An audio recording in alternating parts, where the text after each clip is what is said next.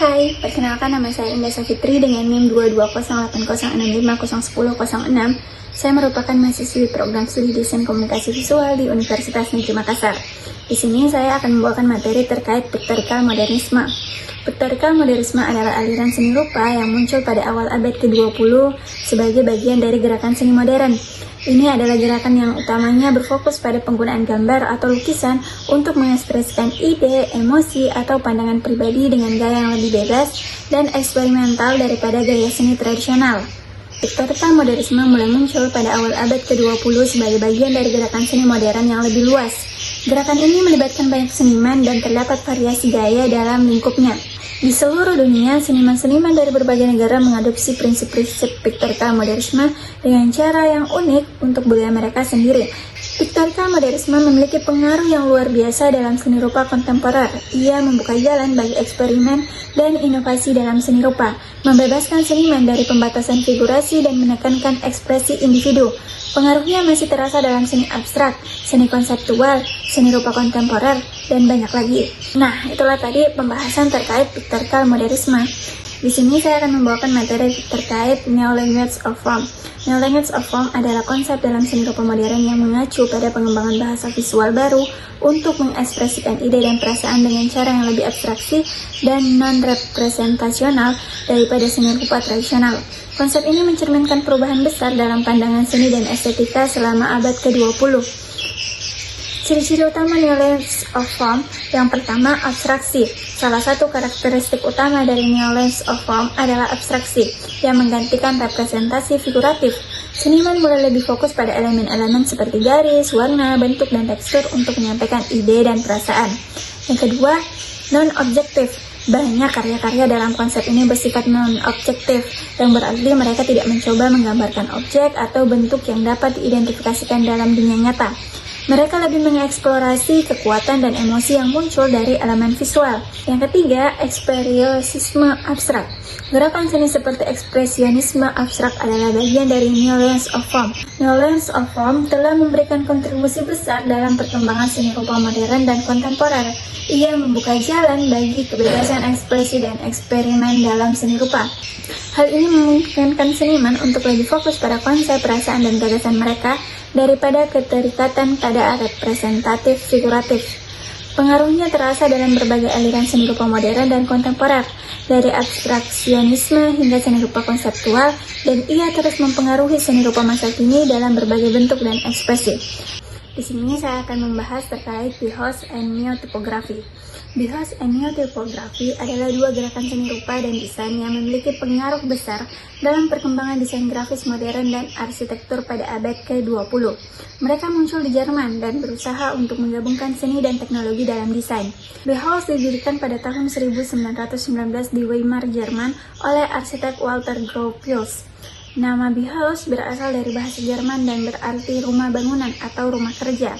Bauhaus didirikan sebagai sebuah sekolah seni yang mencoba menyatukan seni dan kerajinan serta mengintegrasikan seni dengan teknologi modern. Bauhaus memiliki dampak yang sangat besar pada desain arsitektur, seni rupa, desain poster, dan desain grafis. Prinsip-prinsip Bauhaus seperti minimalisme, fungsionalitas, dan integrasi seni dan teknologi terus mempengaruhi seni rupa kontemporer dan desain hingga saat ini. Selanjutnya, Neo-typography atau tipografi baru. Awal mula Neo-typography adalah gerakan desain grafis yang muncul pada tahun 1920 di Jerman, terutama di Bauhaus dan dalam lingkup konsep desain modern. Neo-typography muncul sebagai reaksi terhadap desain tipografi yang konservatif dan tradisional. Ia mencoba membawa kesegaran, kejelasan, dan eksperimen dalam tipografi. Nah, itulah tadi pembahasan terkait Bauhaus dan Neo-typography. Di sini saya akan menjelaskan terkait New York School and Modern Movement in America. New York School adalah istilah yang digunakan untuk merujuk kepada sekelompok seniman dan penyair pada abad ke-20 yang berbasis di New York City dan memainkan peran kunci dalam gerakan seni rupa modern di Amerika. Gerakan ini mencakup seni rupa, sastra, dan musik dan memiliki pengaruh besar dalam perkembangan seni modern di Amerika. Pengaruhnya terasa dalam seni rupa kontemporer, seni konseptual, dan seni rupa abstrak kontemporer. Mereka membantu memposisikan New York City sebagai pusat seni rupa dan budaya yang penting dalam dunia. Gerakan seni modern di Amerika yang mencakup New York School adalah bagian integral dari perkembangan seni dunia pada abad ke-20.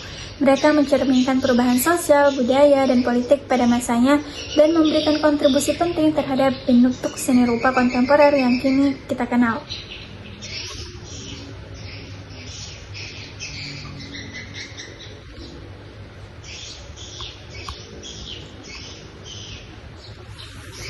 Nah, itulah tadi pembahasan terkait New York School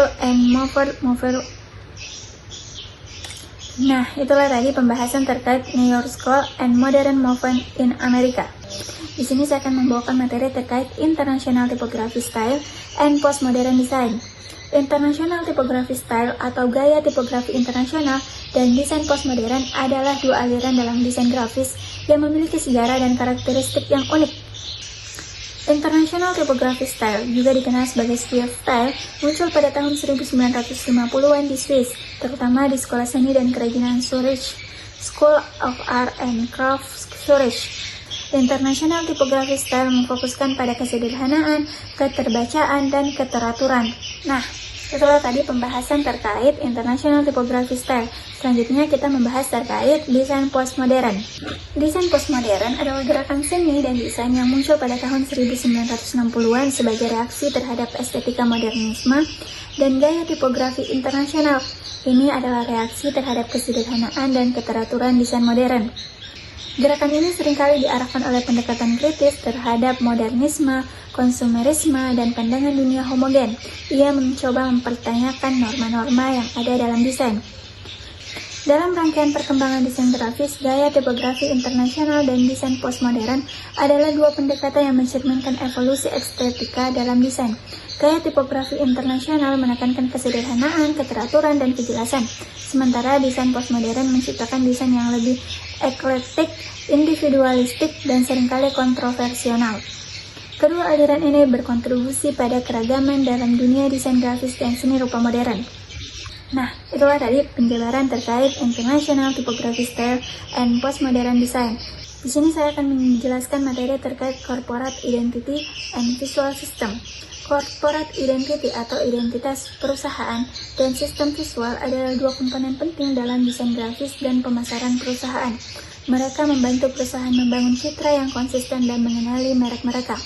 Konsep corporate identity merujuk pada abad ke-20 sebagai tanggapan terhadap kebutuhan perusahaan untuk membedakan diri mereka dalam pasar yang semakin kompetitif.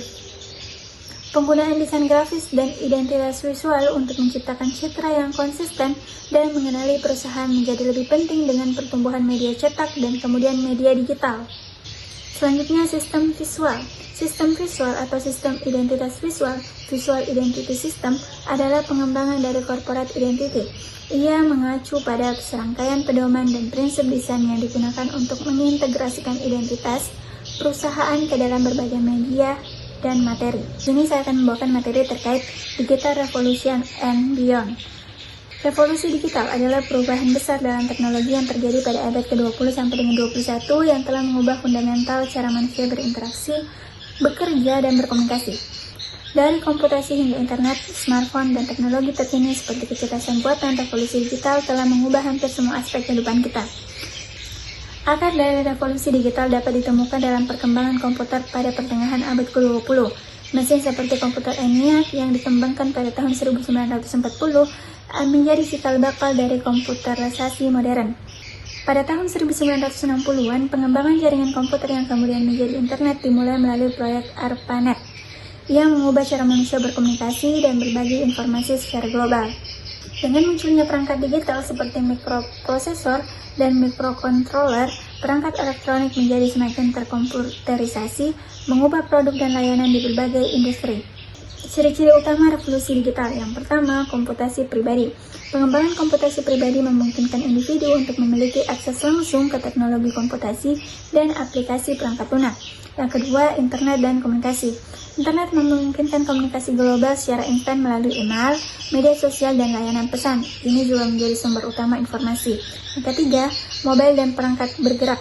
Penyediaan internet nirkabel dan perkembangan smartphone telah mengubah cara kita mengakses informasi dan berinteraksi dengan teknologi. Yang keempat, big data dan kecerdasan buatan. Revolusi digital membawa banyak data yang memungkinkan pengembangan teknologi kecerdasan buatan dan analisis data yang kompleks. Yang kelima, e-commerce dan bisnis digital. E-commerce telah mengubah cara bisnis beroperasi dengan penjualan online dan transaksi elektronik yang meningkat pesat. Perkembangan komputer besar-besaran dan munculnya bahasa pemrograman seperti Fortran dan COBOL membawa komputasi modern ke industri dan lembaga akademik. Munculnya komputer pribadi seperti IBM PC membawa teknologi komputasi ke rumah dan kantor. Ini adalah masa pertumbuhan awal industri perangkat lunak. Internet menjadi tersedia secara komersial, memungkinkan pertumbuhan e-commerce dan munculnya perusahaan internet seperti Amazon dan Google. World Wide Web (WWW) diciptakan oleh Tim Berners-Lee pada tahun 1989 dan memasuki penggunaan utama pada tahun 1980-an. Teknologi kecerdasan buatan, Internet of Things, dan analisis data semakin mendominasi revolusi digital. Big data menjadi salah satu fokus utama dalam bisnis dan ilmu pengetahuan. Revolusi digital tentu saja memiliki masa depan yang sangat cerah. Nah, itulah tadi pembahasan terkait Digital Revolution and Beyond. Terima kasih. Bye-bye.